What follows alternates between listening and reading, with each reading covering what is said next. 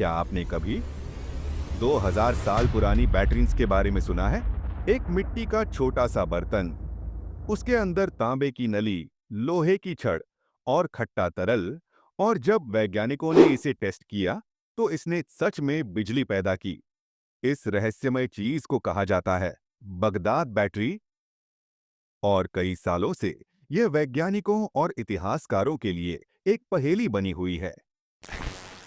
क्या सच में प्राचीन लोग बिजली का इस्तेमाल करते थे? क्या हमारे इतिहास में कोई ऐसी खोई हुई तकनीक थी, या फिर हम किसी साधारण चीज को गलत समझ रहे हैं? आज के इस वीडियो में हम गहराई से जानेंगे बगदाद बैटरी का इतिहास, विज्ञान, प्रयोग और उससे जुड़ी रहस्यमय बातें। वीडियो के अंत तक जरूर बने रहें, क्योंकि आखिर में मिलने वाला निष्कर्ष आपको चौंका देगा। अध्याय 1, खोज कैसे हुई।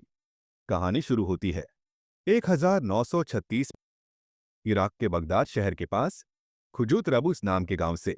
पुरातत्व खुदाई में एक छोटा सा मिट्टी का बर्तन मिला।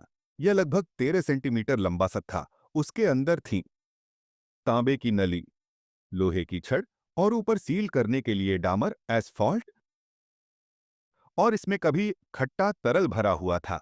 1938 में जर्मन पुरातत्ववेत्ता विल्हेम कोएनगास ने कहा, यह तो बैटरी जैसी चीज है।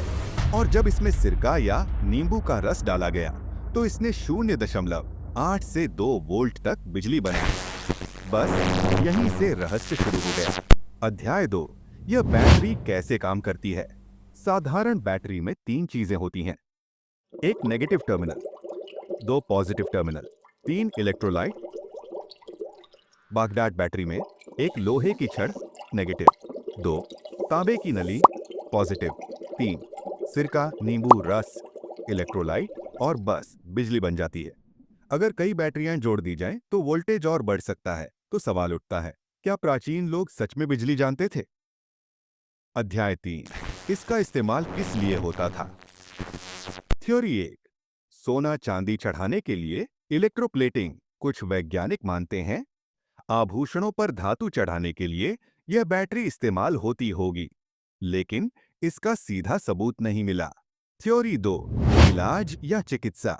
कम वोल्टेज शरीर में झंझनाहट देता है।